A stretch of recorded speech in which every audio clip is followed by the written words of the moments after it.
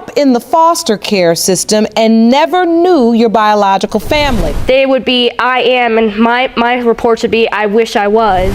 Finding the father would at least give me a chance to give him half of who he is. Committed relationship or sexual relationship? Sexual. Yes, I was going through a tough time in my life. I had recently lost my 3 other girls to the state. I turned to drugs and alcohol and promiscuous with men. The truth is, Ms. Young, you were also intimate with someone else during that time. 2 others besides Mr. Campbell. And I needed to fix my mistakes. I went to therapy after I found out I was pregnant. He's the light of my life, and I feel that I need to correct my mistake by you and to the other 2. Yeah, but and I told them all they could be the father. No, it's not what you said. Yes, I. In Judge Lauren Lake's courtroom, the atmosphere often feels like a living example of how the concept of justice in jurisprudence becomes personal, emotional, and deeply human. What happens inside these walls is not just legal argument. It is a confrontation with truth, identity, responsibility, and consequence. In this particular case, the courtroom fills with the tension of unresolved history, broken relationships, years of doubt, and the quiet hope that a single DNA test might finally bring peace. As parties take their seats, the courtroom becomes the center stage where complicated family stories collide with the hard rules of evidence and the authority of the law. Judge Lauren Lake opens the session by reminding everyone that this is not merely about proving biology. It is about accountability, transparency, and healing. People often come to court thinking a DNA test is a simple tool, but as she emphasizes, many people regret taking such a test, not because the science is wrong, but because the truth forces them to confront realities they spent years avoiding. The judge makes it clear that this courtroom is a space where truth changes everything, and hiding behind excuses, lies, or emotional manipulation will not be tolerated. The individuals who step forward today each carry their own past, some marked by trauma, some by uncertainty, and some by the consequences of their own choices. The central dispute revolves around parentage, but woven inside it are unresolved issues of infidelity, abandonment, adoption stories, forgotten promises, mistrust, and long-term emotional wounds. Each person entering the court today represents a different struggle. One mother hopes to secure stability for her child. One potential father fears being attached to a life he is uncertain belongs to him. Another man questions whether old assumptions are true. And extended family members stand by with testimonies that may alter the outcome entirely. Judge Lauren Lake listens closely as the parties begin presenting their stories. She understands that behind every legal argument lies years of personal history. In this courtroom, she must navigate the intersection between emotional truth and legal truth. The law requires evidence, solid, reliable, and free from manipulation. And in paternity disputes, DNA often becomes that final piece of certainty. But she also recognizes that the relationship between law and justice does not always align perfectly. Justice requires compassion, but law demands clarity, and her role is to balance the two. As testimonies unfold, the court begins examining how this situation first developed. Questions of fidelity arise, and the judge hears multiple versions of the events, contradicting timelines, conflicting statements, accusations of cheating, and shifting claims about who was involved with whom. This is where the judge introduces principles such as adverse inference in Evidence Act implications. If someone refuses to provide information or behaves suspiciously, the court can legally infer that their missing evidence might have gone against them. The judge does not accuse anyone directly, but reminds both sides that withholding truth, even through silence, can severely damage credibility. Throughout the discussion, the courtroom atmosphere reflects the real stakes. This is not merely about adult conflict. It is about a child's future, identity, and emotional foundation. Judge Lauren Lake reminds everyone that children deserve to know where they come from and who is responsible for supporting them. She also points out that in many previous cases, even in the Supreme Court child support rulings, courts emphasize the best interest of the child above all else.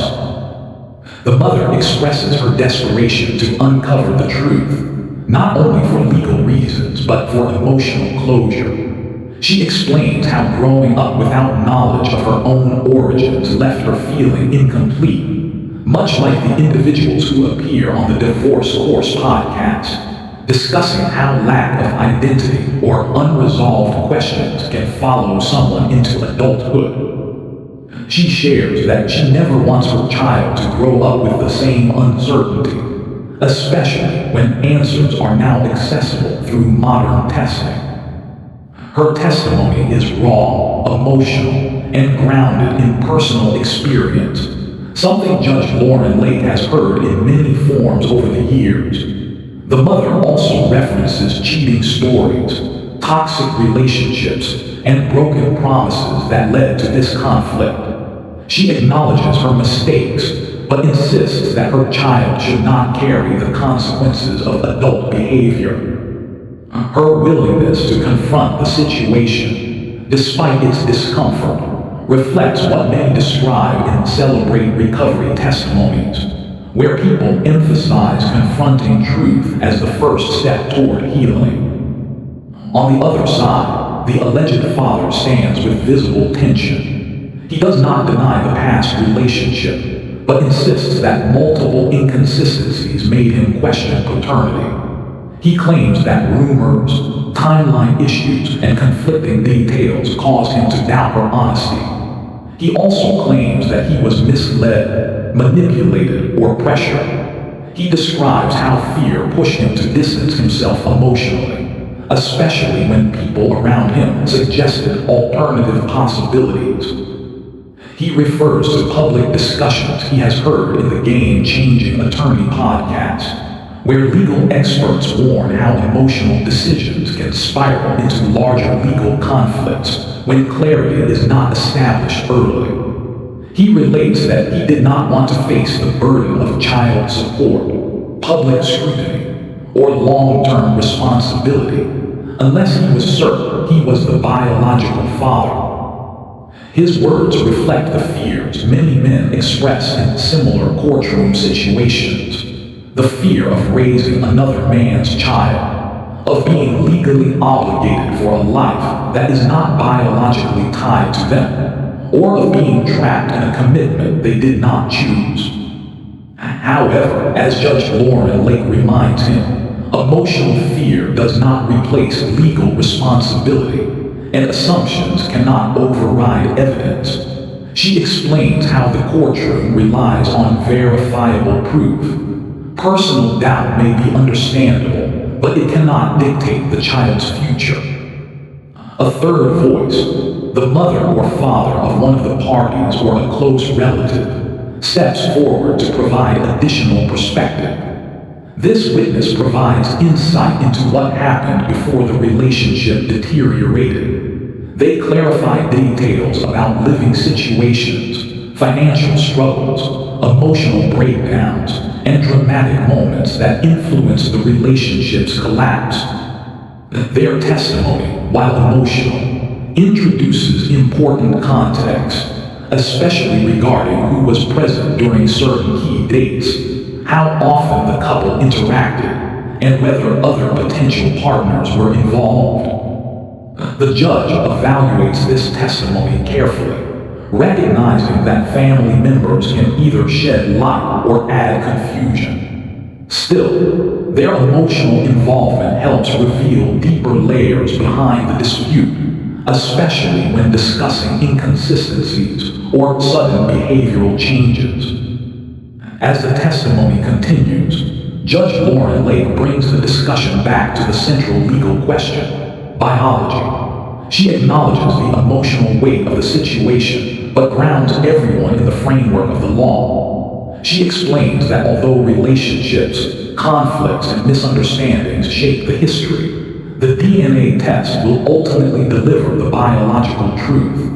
And that truth will guide the court's next steps regarding rights, responsibilities, and the child's well-being. The participants brace themselves for the results, knowing that once the envelope is opened, everything changes. The mother hopes for a clear answer that will allow her child to have a stable identity and a legally recognized father.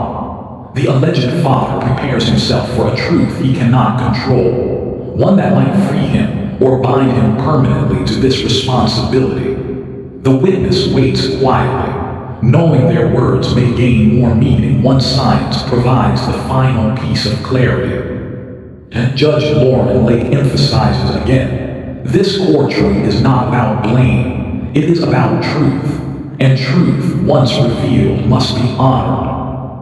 The moment hangs heavy as the envelope approaches, signaling a shift from emotional storytelling to scientific certainty. As the tension deepens, Judge Lauren Lake carefully prepares the parties for what is about to come. Before opening the envelope, she takes a moment to address the courtroom, emphasizing that the results of a DNA test do not simply confirm biology. They often uncover years of hidden truth, reshape family structures, and challenge long-held beliefs. The judge reiterates that in her courtroom, truth is not feared. It is welcomed, no matter how disruptive, because truth changes everything. She explains that many individuals across the country share their experiences on platforms like the Truth Changes Everything podcast, or even in stories presented on the Divorce Course podcast, where unresolved questions about paternity and betrayal often form the foundation of long-term conflict. She reminds the litigants that the goal today is clarity, accountability, and justice. With everyone listening intently, Judge Lauren Lake begins reviewing the procedural steps taken before the hearing. She explains how the laboratory handled the genetic samples, the chain of custody, and the protocols ensuring that the results meet legal standards. She notes that these standards are essential in maintaining credibility, especially in cases where parties contradict one another. The courtroom is silent as she clarifies that no matter what anyone hoped or feared, the results inside the envelope will reveal the biological truth, and the law will follow accordingly. At this moment, attention shifts back to the mother, who describes the emotional weight she carries. She recounts how growing up without knowing her own biological background shaped her fears. She references adoption stories, full episodes she has watched, recalling how individuals often describe the deep longing to know where they come from. She explains that uncertainty about one's origins affects self-esteem, medical knowledge, cultural understanding, and identity. Her testimony emphasizes that she does not want her child to grow up with those same questions. She wants her son or daughter to know their heritage, medical risks, and family background, things only a confirmed biological father can provide. She continues by sharing how her own childhood was filled with unanswered questions. She mentions times when school assignments, medical forms, or simple conversations became overwhelming because she could not provide basic details about her biological family. She explains that her desire for the DNA test today is not driven by anger or revenge. It is driven by a desire to stop the cycle of confusion and emotional instability. Through her words, the courtroom witnesses someone determined to ensure her child receives the clarity she never had. On the other side of the courtroom, the alleged father begins laying out his perspective. He insists that the uncertainty surrounding the situation did not emerge from cruelty or irresponsibility, but from genuine doubt and conflicting information. He describes the pressure he faced, including the fear that he was being manipulated emotionally or financially. He references discussions he has heard on the Game Changing Attorney podcast, where attorneys analyze how unclear communication and unhealthy relationships can lead to legal disputes that feel like traps. He states that he did not want to sign up for 18 years of responsibility without knowing the truth. He further explains that during the relationship, rumors circulated repeatedly. Friends, neighbors, and even acquaintances whispered conflicting information. Some claimed the mother was loyal. Others said multiple men were involved. These mixed narratives left him feeling powerless. At times, he admits, he avoided confrontation because he feared exploding emotionally or making accusations that could hurt the child. Still, he acknowledges that his doubts created emotional distance, leading to arguments, mistrust, and ultimately the collapse of the relationship. His testimony reveals someone who is conflicted, not unwilling, but uncertain. Judge Laurel Lake carefully analyzes the contradictions. She points out how emotional conflict often clouds judgment, leading people to behave irrationally. She emphasizes that emotional chaos is common in relationships where cheating allegations arise. Many individuals reach a breaking point and begin making assumptions, often based on fear rather than facts. In this courtroom, however, fear does not matter. Evidence does. She reminds both parties of the legal implications associated with parentage. If the father is confirmed biologically, he is responsible for child support, consistent with Supreme Court child support principles that prioritize the child's best interests, not the emotional frustrations between parents. She also explains that once paternity is confirmed, the father gains rights as well. Rights to visitation, involvement, and participation in decisions affecting the child's life. Legal paternity is not just a burden. It is a connection that grants a father the opportunity to be present and supportive. A second witness contributes their testimony, offering a third-person perspective. They describe observing the relationship at its high and low moments.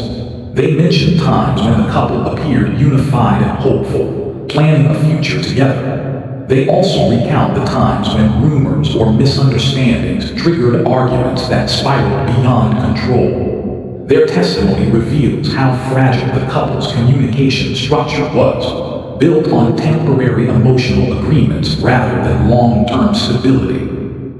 They admit that on several occasions, they too were unsure whether the child belonged to the alleged father because timelines shifted, stories changed, and emotions clouded judgment. Judge Lauren Lake listens intently but remains focused on the importance of evidence.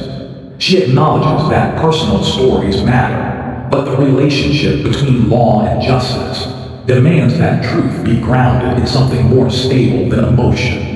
She compares the dynamic to jurisprudence, referencing how courts rely on foundational principles that do not change simply because someone is hurt or confused. Justice is consistent, even when personal relationships are not. The courtroom atmosphere intensifies as the judge reviews the written exhibits. Among them is a timeline prepared by both sides, each presenting their version of events. The mother's timeline emphasizes her emotional struggle, attempts at reconciliation, and efforts to seek therapy and support. She discusses how programs similar to those highlighted in Celebrate Recovery testimonies taught her to confront her past mistakes and take responsibility for healing. And she emphasizes that finding the child's father is part of her growth process, choosing truth over avoidance.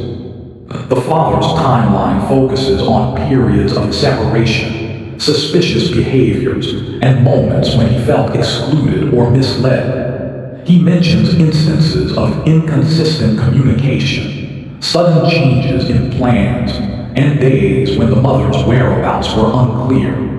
While he admits he sometimes jumped to conclusions, he insists that he had valid reasons to question the situation. Judge Lauren Lake notes that both timelines reflect emotional complexity, but neither provides definitive proof. Law requires verification, not speculation. She reminds the parties of the evidence stage in divorce case situations where assumptions, jealousy, and emotional confusion often overshadow facts. But in this case, the DNA results will cut through all uncertainty. The judge turns her attention to the broader legal significance of paternity cases. She explains that across courts nationwide, paternity disputes shape major decisions, from custody arrangements to financial responsibilities to emotional bonds. The court does not decide based on who is nicer, who is more emotional, or who appears more reliable. Decisions rely on proof, and DNA provides that proof. As the moment approaches, the mother grows visibly anxious. She describes how she has imagined this day repeatedly. She wonders what it will feel like to finally know the truth. She fears the possibility of rejection if the alleged father is not biologically connected.